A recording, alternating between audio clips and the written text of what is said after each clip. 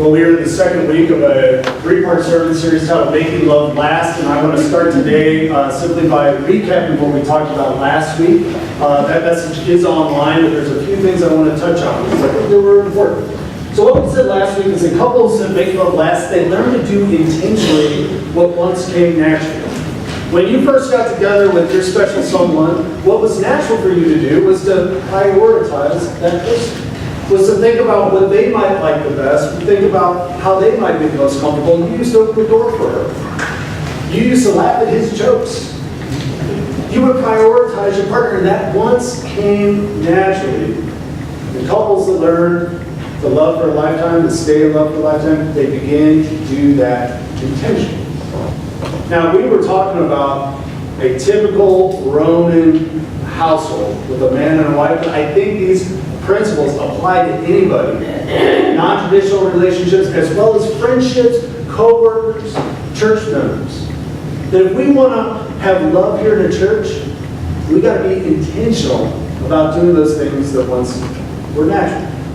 Remembering each other's names, reaching out, trying to connect with. Now, the Apostle Paul, he had a term for this, he had a concept, and the concept is powerful, but it's got a word in it that you won't like, I don't like, none of us like it. But it's a powerful word, it's got some barbs on it, it's got some kick to it, and I just think sometimes we need a powerful word like this, and his concept is this, it's mutual submission. Paul says that what once came natural to you, you never called it this, but what once came natural is that you used to submit yourself, you used to prioritize the other person, their comfort, their interests. And that's why he fell in love in the first place. That's why he clicked his friends in the first place.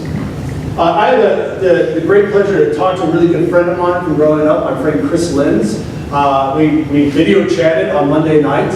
He's getting married in May, and we haven't talked on the phone like that or really connected in about a year and a half. It was a great conversation. I enjoyed it so much. We've been friends since we're 16. And the reason it was so good is that Chris made it a priority to ask me about my life. And I like to talk about my life, you know, it's nice. Who doesn't? But I made it a priority to ask him about his life. And so we had this nice give and take, this kind of tennis match of like taking an interest in each other. And what were we doing there? We were engaging in the act of mutual submission. We never called it that. But that's what was going on. And the question that we landed on last week, and this is the big idea, is that what happens if you catch this vision of mutual submission, but what if the other person doesn't submit? What if they don't prioritize you? And right here, Paul, in this verse, he gives us the answer. And if you're not a Christian, I understand. Everybody's on the journey. If you got some questions and doubts, you're in the right place. But I want you to pay attention to this right here, because right here is the power, is the core of what it means to be a Jesus follower. Just look at this. He says, submit to one another, not out of fairness, not out of a promise that that person is going to give back to you what you gave them, but submit out of what? Reverence for Christ. That we as Christian people, as disciples of Jesus, our behavior and our attitude is not dependent on the other person. It's not dependent on what they do or don't do. It's not even dependent on how we feel at the moment. It's dependent on our reverence for Christ. This belief that long ago, that this man from Nazareth, he loved us so much that he died on a cross, and in that something eternal and trustworthy was revealed. That God is a God of grace. And that grace has been extended to us, and we are animated, we are motivated by that grace. That is the secret of the Christian life. And just consider this for a moment, and we'll move into the content for today. This love that Jesus gave so long ago, we're still talking about it today. We're going to put it this way. The love that Jesus offered in just 3 years, we think his ministry was about 3 years, has lasted for nearly 2,000 years. We are still talking about it today. We're still trying to be a church that learns to love like Jesus loved today. Isn't that remarkable? Talk about a love that lasts. Could you imagine if the love between you and your good friend or you and your spouse had ripple effects for the next, 2,000 years? Because that is what has happened. And so Jesus, he He is the master of this mutual submission. He's the master of this prioritizing others. He is the master of this kind of love. And so I want to take you to a relationship that Jesus had, not a romantic one, but one with a friend. It's a relationship between him and a guy named Peter. Peter's his nickname. His real name is Simon, but he goes by Peter in the Bible. And when Jesus meets Peter, Peter is a fisherman. And Peter, he has this view of himself that is pretty small. All the rabbis that have come through town picking up the best and brightest, they've already come through and left Peter behind. So he's like, I'm just going to be this fisherman, this simple life. And Jesus comes along and he calls him to a greater vision of himself. Jesus comes along and he sees something in Peter that Peter doesn't see in himself. And he says, I want you to leave this profession of fishing. I want you to come fish for people. Your life is going to impact all sorts of people that you haven't met. And Peter, what does he do? He falls down on his knees because he can't believe that Jesus would call him to do this. It is hard for him to see the potential in himself that Jesus sees him. But he does. He follows Jesus. Now, a bunch of remarkable things that happen. I can talk about this all day, but let me tell you about a few. One day, Jesus, he's walking on water. You might not believe in miracles, and I get that, but just stick to the story. Okay? He's walking on water, and Peter sees him, and Peter says, Jesus, if you call me out, I will walk on the water as well. And Jesus is like, wow, okay, come on out. So Peter gets out of the boat, and he walks on water, just a few steps. As the waves and the wind start to crash in on him. And what happens? He starts to get scared. He loses focus, and he sinks, and Jesus rescues him. On another occasion, Jesus, he asks his disciples, he says, who do people say that I am? And they reply, they say, well, some think you're John the Baptist reincarnated. Others think that you're Elijah, the Old Testament prophet. And then he turns and says, well, who do you say I am? And it's Peter. Peter that has the courage to say, you're the Messiah. You're the one we've been waiting for. You're the one that we put our trust and hopes in. It's the right answer. It took tremendous courage. Just a little bit later, Jesus starts to teach that as the Messiah, he's going to go to Jerusalem, be arrested, hung on a cross, and die, and 3 days later, rise again. And Peter, he can't handle that news. He pulls Jesus aside and says, Jesus will never say that again. That can't be possible. He won't say that. And Jesus says, get behind me, Satan.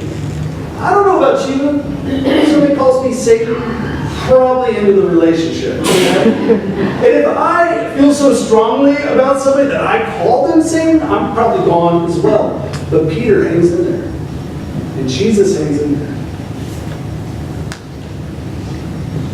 A little while later, it's the last night that Jesus has as a free man.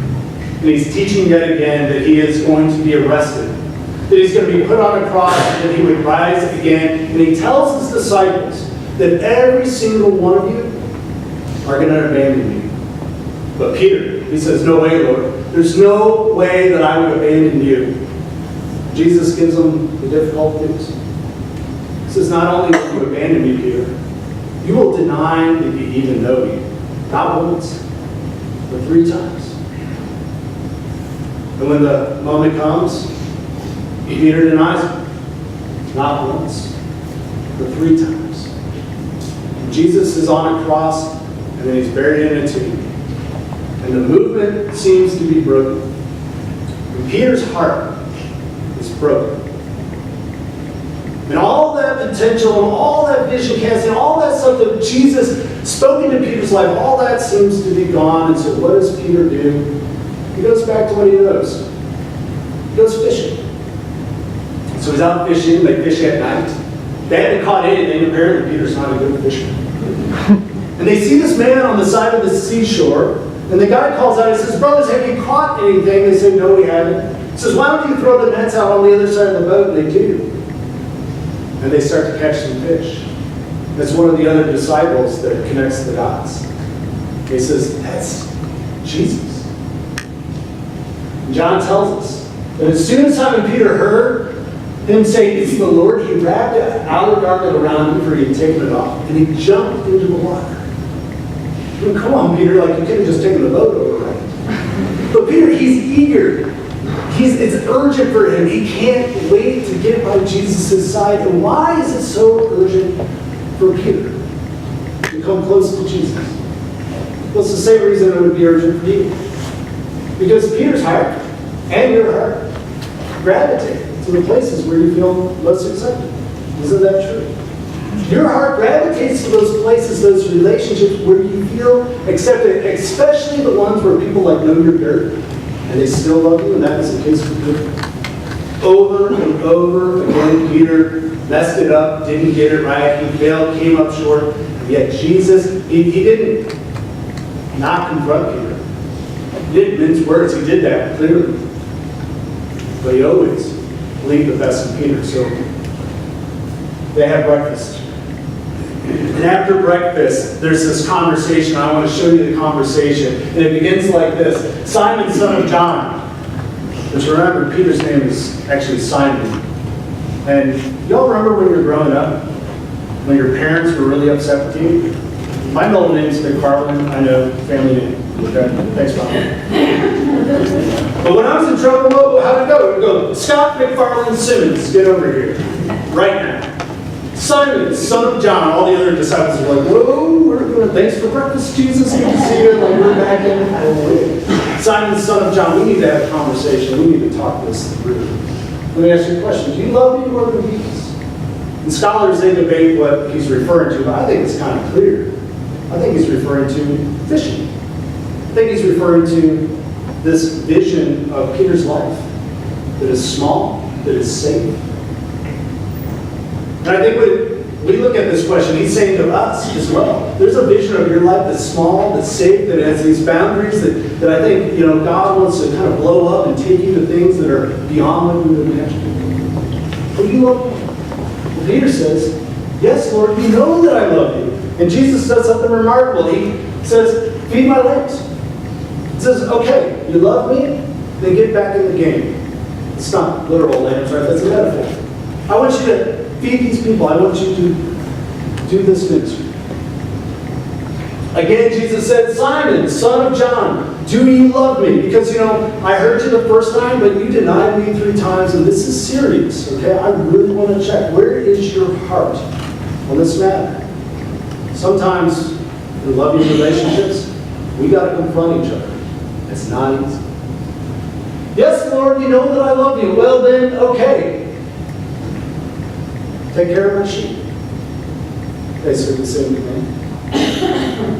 And then John, the gospel writer, he tells us that the 3rd time he said to him, Simon, son of John, do you love me? Jesus asked this question 3 times. Peter was hurt. I would be hurt. Because Jesus, he keeps asking the same question. Finally, Peter's reply is just a little bit different. Look at this. Lord, you know all things. You weren't there, but you know that I denied you. You weren't there those other times where I fell short of this. You know it all. And yes, I do love you. I trust you. Jesus says, feed my sheep. And what Jesus does here that is so compelling, that is so powerful, and it translates over to our lives, is he chooses to believe the best about Peter. Rather than assume the worst. He had every reason to assume the worst about Peter, because Peter has a track record, doesn't he? There's evidence to say, well, you're just going to deny me again when push comes to shove, but Jesus continually believes the best. And he's not naive. He doesn't have his eyes closed. In fact, he confronts Peter in a way that is difficult and painful, probably difficult, definitely for Peter. But he chooses to believe the best. And what we know about Peter is that he goes on to become courageous. He goes on to be faithful to the gospel. He goes on to be a blessing in the early church, in the community that surrounds him. And so for each of us, we experience what Jesus experienced, and that is this gap between our expectations and the behavior of our friends, of our loved ones, of our co-workers. And the question for every single one of us has a task at hand when it comes to this gap. We can either believe the best, like Jesus did, perform, we can assume the worst. And you know, you don't have to have me tell you this, you know that if you continually assume the worst, what happens is that gap just widens and widens and widens until that relationship is basically over. You just keep questioning them, you keep assuming the worst, you keep having all these reasons why that coworker just can't cut it or your loved one can't cut it, you just assume the worst. And you wonder, where did the love go? Now, the Apostle Paul, who's writing probably 20 years later, he writes about the kind of love that is to be shared in the Christian community. He writes a set of words that you've probably heard before if you've ever been to a wedding, a Christian wedding. And they're beautiful words. We're going to look at those real quick, but we're going to land on these concluding words that he has. So he says, love is patient, which we all think, yeah, like I can use a little more patience in my relationship. Love is kind. It does not envy, it does not boast, it's not proud. Yep, check. I understand all that. It does not dishonor, it's not self-seeking. We've been talking about that idea all year long, that spiritual growth is a matter of moving from being selfish, like a little baby. The thing about being a selfish baby is at least you're a baby and you're cute, but an adult who's selfish is not a cute thing. So we're moving from being selfish to selfless like Jesus Christ. He said love is not self-seeking, it's not self-centered, it's not selfish.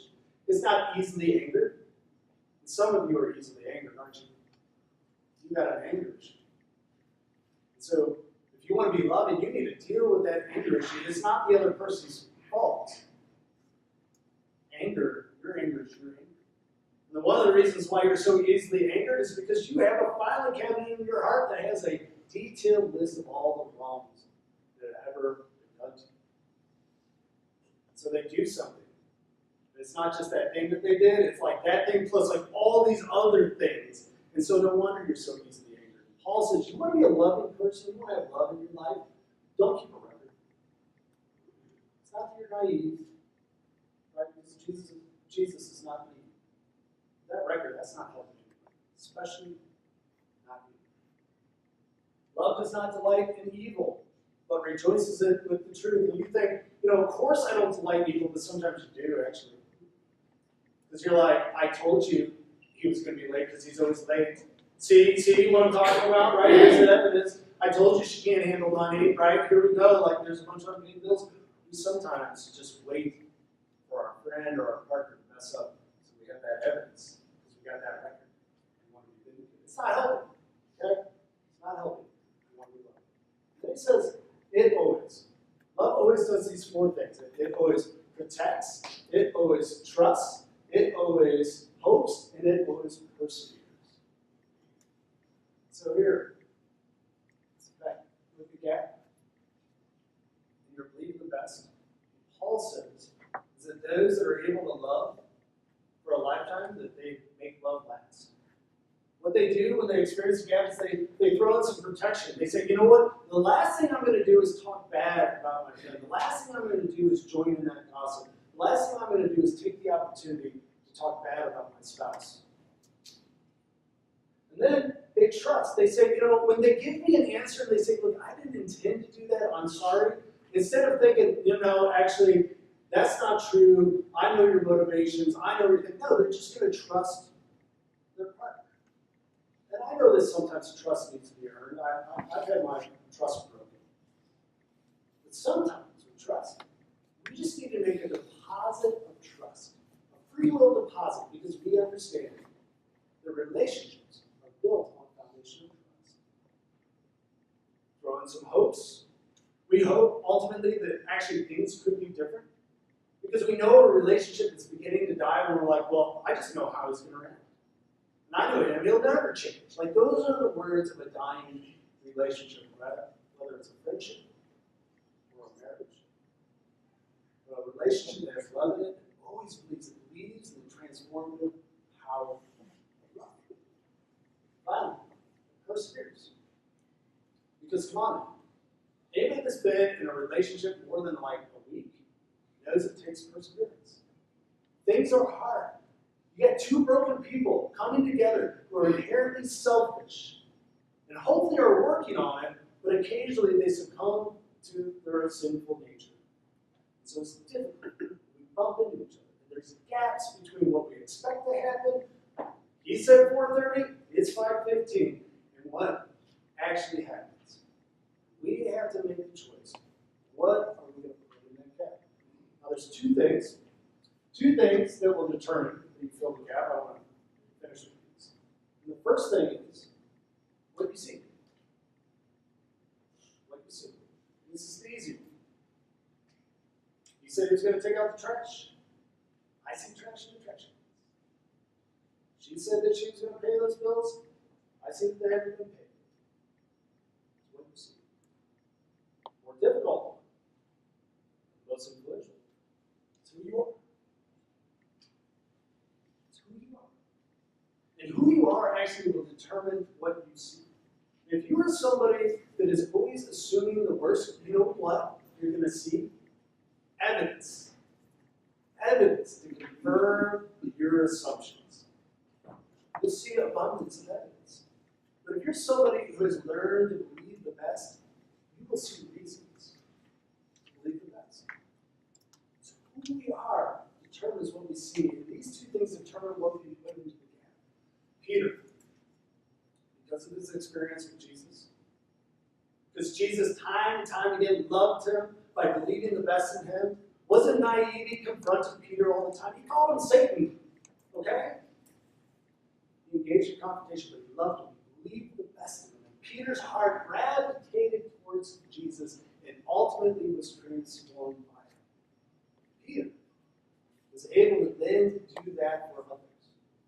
To gain disciples for the movement, to change people's lives. And years later, Peter writes a letter, and here's one of the things that he says. He says, in God's great mercy, He has given us, including himself, new birth into a living hope through the resurrection of Jesus Christ from the dead. It was over for him. He was back to fishing. But then he had this experience, and he experienced this grace, and it transformed Peter's heart. And he understood that he had fallen short, that he was in need of grace, and only those that know that they need grace can receive grace. And only those that have received grace can give grace. And Peter was transformed. He would say, who am I? I'm the recipient of God's grace. I'm somebody who has been redeemed. I am somebody who's been given new birth. And at the core of the gospel is a group of people that understand they need grace. They receive grace so they can give grace. So here's the question. What do you fill the gap with? Do you believe the best in people? When things get dicey, when there's that gap, this is difficult stuff. This is real life. But what do you fill the gap with? Do you believe the best? Are you a person of grace? Or do you assume the worst?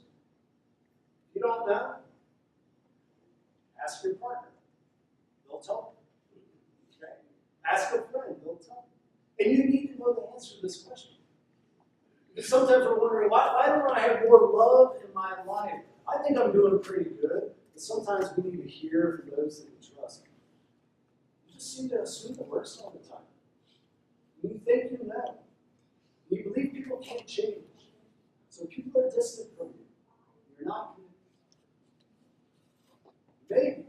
Maybe you just need to have an encounter with the risen Lord who comes to you and says, I know everything about you, yet I still believe the best in you. Come near to me and receive my grace so that you can be part of the good news, the movement of God's grace. God, I lift up each person here. That when they answer the question, who am I?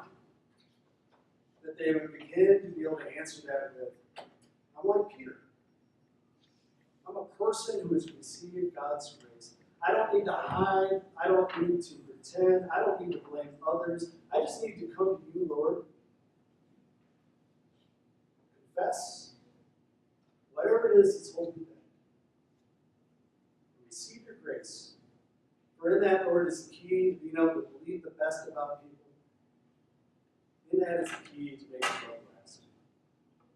We thank you for the ministry of your Son, Jesus. In his name we pray.